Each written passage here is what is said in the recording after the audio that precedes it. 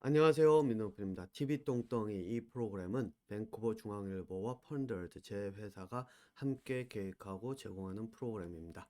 자, 이제 지난 그 일부에서 이제 공부의 시작 제목을 이제 공부의 시작이라고 이렇게 잡았는데 어쨌든 일부에서 제가 이제 그 말씀을 드렸죠. 그 이 AI가 과연 이제 지배하는 이 시대가 올 것인가? 인류가 말 그대로 두뇌 경쟁을 AI와 같은 선에서 한다라고 한다면 당연히 지배를 받게 됩니다. 그러니까 AI의 노예로 살아가게 되겠죠. 그리고 지금도 한번 보세요. 네, 이미 아마 그런 것들이 눈에 보이죠. 예, 뭐냐면은 AI를 통해 가지고 모든 계산이나 이런 걸 해놓고 나서 사람들을 거기에 맞춰 가지고 효율적으로 돌아가게끔 일을 하게 한다든가 이런 식으로 하니까 말 그대로 AI가 시키는 대로 일을 하게 되는 시대가 이미 시작이 됐다고 봐야 되죠. 거기다가 AI에게 생존이라고 하는 것이 들어가고 거기에 감정이 이제 들어가서 AI가 감정을 배우기 시작하면 그 생존을 집어넣으면 감정 배우는 게 굉장히 쉽다 그랬잖아요. 그렇게 되면 AI가 말 그대로 인류와 이제 전쟁이라도 불사할 수 있는 그러한 가능성이 얼마든지 있다라고 저는 이야기를 합니다. 그런데 이제 그거는 인류가 사람들이 말 그대로 공부를 그렇게 AI와 경쟁하는 그런 공부, 지식에 매달린 이게 바로 지식이죠. 지식에 매달린 공부. 예, 이런 거를 할 때 벌어지는 일이라고 보시면 됩니다. 예. 자, 그러니까 이 말은 무엇이냐면요. 그 지식이라고 하는 것은 한번 생각을 해보세요. 제가 잠깐 요걸 보여드릴까요? 이 책을 제가 보여드릴게요. 생물학책 요, 어, 요 책을 이제 제가 잠깐 보여드릴게요. 이게 뭐냐면은 지인이라고 해가지고 유전에 대한 이야기서부터 유전자서부터 뭐 아무튼 이 내용의 DNA에 관계된 거랑 이런 것들이 많거든요. 이게 제가 대학원 때인가 아마 사서 보는 부분이 그렇게 많지는 않았었습니다. 그런데 어쨌든 이 지인이라고 하는 이 책을 여러분들 이제 놓고 한번 이거를 한번 볼게요. 두께가 이만큼이에요. 예, 이만큼인데 이게 대학원 때 제가 여러 군데 이 학교에다 놓고 쓰고 이러느라고 제가 이 제 거인 거 표시를 해 놓느라 이렇게 해 놨는데 이거를 놓고 이제 생각을 해 볼게요. 이 두껍고 이 많은 정보들이 여기 이렇게 잔뜩 들어가 있어요. 그죠? 예, 이렇게 잔뜩 들어가 있단 말이에요.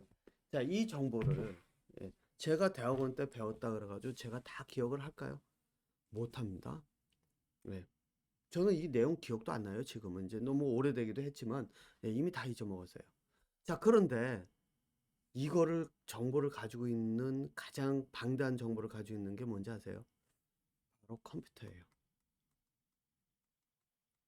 컴퓨터는 이 정보들이 하드 드라이브에 다 저장이 돼 있단 말이죠. 예. 자, 이 이야기가 뭐를 뜻할까요? 내가 어떤 지식을 해가지고 야 유전자에 대해서 뭐 생물학적인 거 아니면 DNA에 대해서 그 박테리아 DNA에 대해서 좀 찾아줘. 그러면은 AI가 예를 들어서 있다. 그러면은 AI가 방대한 정보 안에서 그것만 딱 집어가지고 찾아낼 수가 있다는 거예요. 그리고 설명을 해줄 수도 있죠. 왜? 그건 다 컴퓨터에 저장이 돼 있으니까요. 이게 뭐를 뜻할까요? 지식으로 경쟁을 하면 컴퓨터를 넘어설 수가 없어요. AI를. 예. AI는 그 방대한 정보를 저장돼 있는 곳에서 금방 찾는데 저 같은 경우에는 여기서 예를 들어 가지고 이게 컴퓨터에 저장돼 있다 그래도 타이핑 해가지고 찾는 시간도 걸리고 또 책을 가지고서는 인덱스를 찾아가지고 이거 하나하나 뒤져본다 이래가지고 찾아서 읽어야 되는데 이렇게 따지고 보자면은 AI가 훨씬 빠르고 정확하죠. 예. 그렇기 때문에 지식을 가지고 경쟁을 한다? 말 그대로 안 됩니다. 컴퓨터를 따라갈 수가 없습니다. 거기다가 지식에 초점을 맞춰서 자꾸 외우고 또 외운 것을 얼마나 내가 정확하게 알고 있는지를 시험을 보고 그걸 가지고서는 평가를 받는다? 이러면 어떻게 될까요? 컴퓨터의 노예가 될 수밖에 없도록 만들어지는 거예요, 사람들이. 예. 그러니까 교육이 지식을 가지고 이거를 맞춰야 된다, 이거를 이렇게 해야 된다, 이렇게 가버리면 그러면은 말 그대로 공부 자체는 컴퓨터보다 떨어지는 두뇌를 가지도록, 그래서 컴퓨터의 노예화 될 수밖에 없도록 만들어진다는 거예요. 그러면 나중에 가서 컴퓨터가 시키는 일을 해야죠.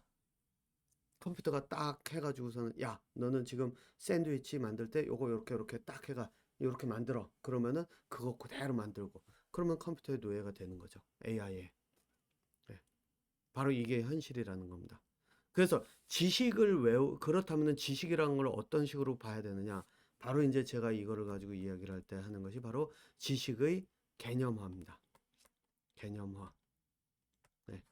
지식의 개념화라는 것이 무엇이냐라고 하면, 요거는 이제 후에 가서 제가 구체적으로 공부 방법들 들어오면은 할 건데, 뭐냐면은 지식을 단순히 아는 게 아니라 그 내가 들은 그 지식을 가지고 그거를 소화를 시켜서 내가 충분히 이해를 할 수 있도록 만드는 거예요. 그래서 제가 뭐를 이야기를 하냐면은 바로 이렇게 얘기합니다. 지금 제가 보여드렸던, 조금 전에 보여드렸던 그 책 있죠? 그 책 지식은 뭐냐면은 다 이론입니다. 이론. 진화론을 이야기를 하면은, 예를 들어서 이제 진화론이다 라고 한다면 진화론 자체가 이론이라는 거예요. 아인슈타인의 상대성 이론도 이론이에요. 자, 그 이야기가 뭐냐면은, 이론이라고 하는 거는 조건이 있을 때, 조건이 있으면 이 조건에 이러이러한 조건이 있으면 이 진화론이 참이다 라고 할 수 있는 것이 바로 이론이에요. 네. 그 이야기는 뭐냐? 조건이 달라지면 진화론이 참이 안 될 수도 있고 또 다른 형태의 진화론이 필요할 수도 있고, 그래서 진화론은 여러분들 이 진화론에 대해서 한번 보셨는지 모르겠는데, 이 저기 다윈이 그 진화론을 처음 시작을 한 이후로 굉장히 다양한 진화론들이 만들어졌어요. 예.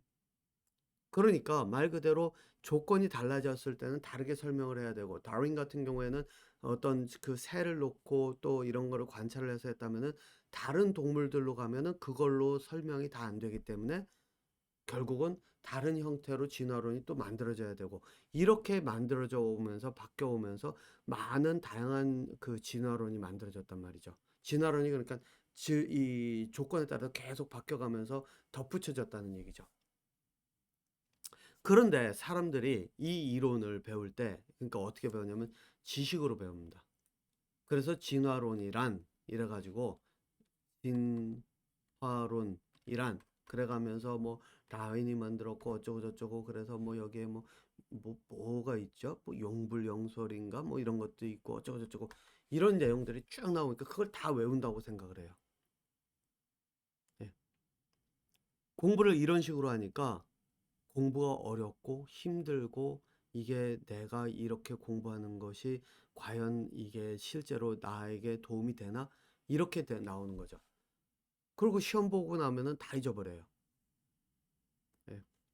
그래서 여러분들 이제 그런 경우 있죠. 어떤 학생들 보면은 공부하는 시간이 처음에는 시간이 좀 걸릴 수밖에 없어요. 공부라는 건. 어떤 학생들은 공부를 그렇게 많이 안 하는데 성적이 높고, 그죠? 어떤 학생들은 공부를 열심히 함에도 불구하고 성적이 높지 않고, 이런 경우가 있죠. 그 차이가 어디서 오느냐? 지식을 지식으로 그냥 알고 있는, 외우려고 하는 것이냐? 아니면은 이것을 이론화 시켜가면서, 이거를 저는 개념화라고 얘기해요. 예. 개념화를 시켜가면서 내가 지식을 쌓아가느냐. 그러면은 어떻게 되냐면은, 개념화를 시키면 지식이 아니라 개념으로 바뀌기 때문에 개념은 잘 잊어먹지도 않아요. 그리고 어떤 문제가 주어졌을 때 그 문제에서 연결고리만 찾으면 내가 쉽게 다시 머릿속에 있는 걸 끌어낼 수가 있어요. 그러니까 어떤 학생들은 말 그대로 공부를 죽으라고 해서, 뭐 특히 한국에서 제가 있을 때 그 고시 공부하는 사람들이 뭐 고시를 3번 떨어졌니, 4번 떨어졌니, 뭐 고시 공무원 시험도 막 그랬었죠. 예, 뭐 그래가지고선 몇 번 만에 성공했니, 뭐 9번 떨어졌다, 10번째 붙었다, 뭐 이런 얘기들 들었거든요. 예, 저는. 예. 자, 이 이야기는 뭐냐면은, 공부를 이렇게 하시는 분들은 주로 지식을 개념화 시켜서 하는 게 아니라 외우는 형태로 하는 겁니다. 그러면은 실제 두뇌가 외우는 두뇌가 발달이 돼야 돼요. 그러니까 두뇌 능력이. 저 같은 경우는 외우는 두뇌가 그렇게 뛰어난 부분이 아니라서 기억이 들어 이제 금방금방 사라져요. 예. 예, 뭐 보시다시피 머리도 크기도 작아 가지고 용량이 얼마 안 되거든요. 그런데 이제 지식으로 태어나면서부터 이건 진화의 과정에서 이제 두뇌 자체가 이렇게 진화가 될 수가 있으니까요. 그래서 태어나면서부터 외우는 걸 잘하는 사람들이 있어요. 그런 사람들 같은 경우는 지식을 받아들이는 속도가 빠르고, 그리고 그렇게 해가지고 자꾸 외우다 보면은 뭐 몇 번 외우다 보면은 실제로 시험 같은 거에 성적이 높아질 수가 있죠. 예. 하지만 이런 사람들은 저는 뭐라고 얘기하냐면은 이론의 개념화, 이론화 시켜가면서 공부를 하는 두뇌 능력은 아마도 발달하지 못했을 가능성이 크다고 저는 봐요. 왜? 이론화 시켜서 개념화 시키는 사람들은요, 공부를 하는 과정이 달라요. 그렇기 때문에 실제로 잘 잊어먹지도 않을 뿐더러 이게 지식을 묻는 그 고시나 이런 시험을 보면은 오히려 힘들어요. 예.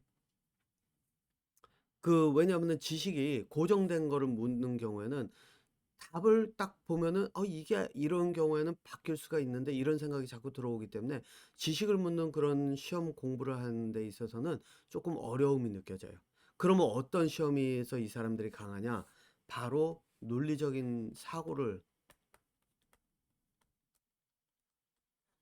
사고의 영역으로 들어간 시험에 강해요. 그래서 예를 들어 가지고 뭐 조선시대 그 왕조를 쭉 외워가면서 순서대로 나열해라 이런 것들을 하면은 오히려 그런 시험은 오히려 보면은 꽝치고, 예. 어떤 시험에 강하냐면은 만약 예를 들어서 임진왜란이 벌어졌는데 임진왜란이 일어났을 때 그때 그 임진왜란이 왜 무엇 때문에 일어났었을지 이런 것들에 대해서 일본의 무슨 어떤 사회 현상과 이런 것들을 놓고 이거를 뭐 논해라 이런 것처럼 논술 있죠, 논술. 이런 거에 강하다는 거예요. 예. 그리고 실제로 사람들이 살아가면서 필요한 거는 조선시대 왕조를 왜 다 외워야 돼요? 그죠? 저는 제 할아버지 때서부터 해가지고 할아버지 이름도 기억을 못 하는데요. 제가 저희 집안 족보도 못 외우는데 뭐 제가 조선 왕조 왕이라서 그 왕조 족보를 꿰고 있어야 될까요? 이거 말 그대로 사람들이 공부를 할 때 좀 엉뚱한 공부를 한다고 봐야죠. 예.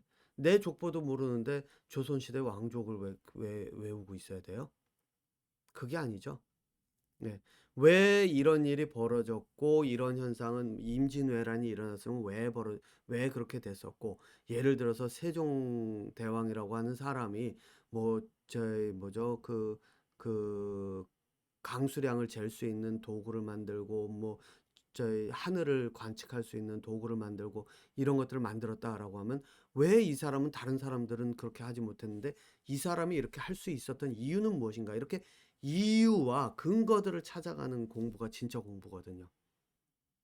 예. 그리고 지금 와서는 학교에서 시험 보는 것도 단순히 지식을 묻는 것이 아니라 실제로 이렇게 논리적인 그런 것들, 논술화돼 가는 그런 시험들이 점점 많아요. 객관식이지만 이 논술처럼 이렇게 논리적으로 생각을 해야 되는 시험들이 점점 늘어나고 있다는 거죠. 예. 자, 그래서 지금 이 시간이 15분이 다 돼가니까요.